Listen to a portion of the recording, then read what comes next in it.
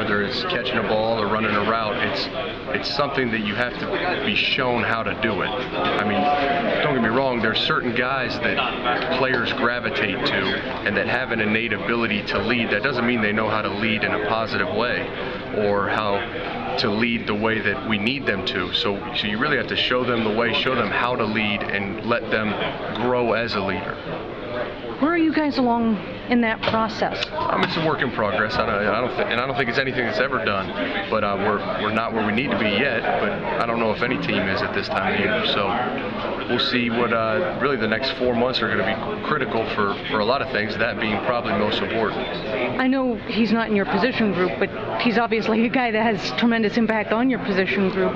We've heard a lot about Braxton emerging as a leader. What have you seen there? Is it truly the night and day difference that it's been described to us as? Oh, absolutely. He's a different kid and player and person on the field. And I think that position innately draws players to follow. And you know, they're the focal point of the offense. So as the quarterback goes, the offense goes. And I think not only that, Braxton has those qualities that make people gravitate to him. So he's always had that ability. Now, what we saw this spring was he's more functional and more effective at doing it the way we need him to do it. I do believe that you can build a leader. Obviously, there are some incredibly innate qualities in the kids I've seen that they're natural-born leaders, but you can be a natural-born leader and not be really good at it. You can not be a natural-born leader and can learn and have and develop those skills. So I think there's definite ways. It's just like a guy that, you know, he's not naturally really strong or really fast, but he finds a way to be really good. He maximizes the potential that he has in those different ways. So there's all different kinds of leaders, and you know, our ability to maximize that and to make them understand what is expected of a leader is what I think Coach does an unbelievable job of. Who'd you see step forward in that regard over the last 4 weeks as a leader? I mean, leadership isn't something you just step forward one day. That's what we're trying to. That's what we're trying to make sure guys understand. It's really easy to be a leader when everything's rolling. You know, when it's all really, really good, and that's not difficult. So you really find the test of who's your leaders and what those guys do in times of adversity. So to have a ton of adversity in the spring is not, you know, you don't get to measure nearly as much of this stuff. But we got the makings, and like I was telling somebody earlier, there's always leaders. The key is the young guys and everybody around them believe that they're leaders, because if they do, then they'll follow them. And as long as they're leading in the right direction, then I think we're in good shape. So it's a constant, ongoing thing that starts with the top, whether it's the coaches or the seniors, and then trickles throughout the rest of your team. You, me, everybody sitting at this table has a potential to be at a certain level of leadership, and so it's our job as coaches to make sure that you're as close to that potential as you can reach and teach you how to get there. And Coach Meyer and Coach Mick do it better than anybody I've seen. And then, you know, my job is, you know, kind of behind the closed doors and just one-on-one a little bit with Braxton. And so, yeah, it can be taught. I think some guys are a little bit more natural than others, but it's certainly a taught skill, no doubt, learned skill.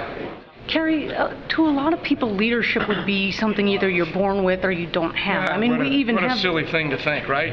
If we can develop all of our skills, why would we think that we couldn't develop leadership? And Coach Meyer is as good as anybody that I've ever been around. I mean, I'm only 51, but I've never been around anybody who develops leadership better than Urban Meyer, and he has made it a focal point, not just for this team. You know, he talks about the great leaders that we lost last year, but that wasn't accidental. Those kids weren't necessarily all great and gifted leaders. He molded that in those kids, and that's exactly what he's doing right now. We know that's a void. We graduated some great kids. We feel like we were successful in large measure due to our leadership last year. Well, guess what?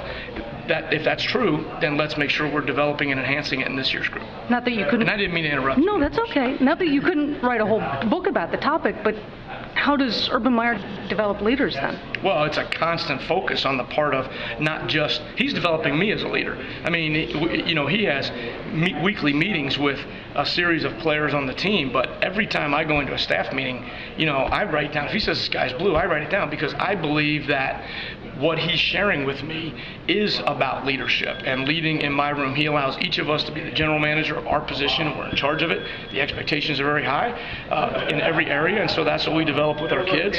So if he's doing it for me, I know it's bleeding over to our kids, but it's also a specific program with him and Coach Marotti that they do very, very, targeted things with our players. And where are you guys along in that process? What do you think of the leadership group that's here for next year?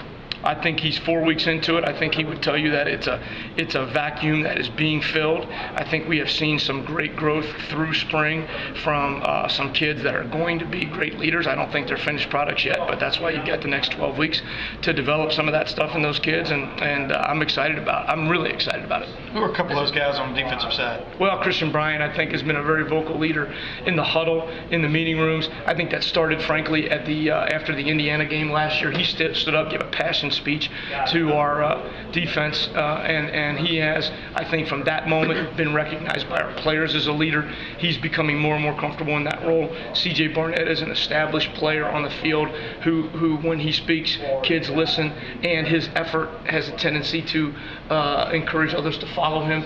Bradley has really been a vocal and active leader. Ryan Shazier, without playing a down spring ball, a real down, was the same kind of kid on the sidelines in there. Michael Bennett and Joel Hale, I think, have really taken those young defensive linemen under their wing and really developed that in that room as well.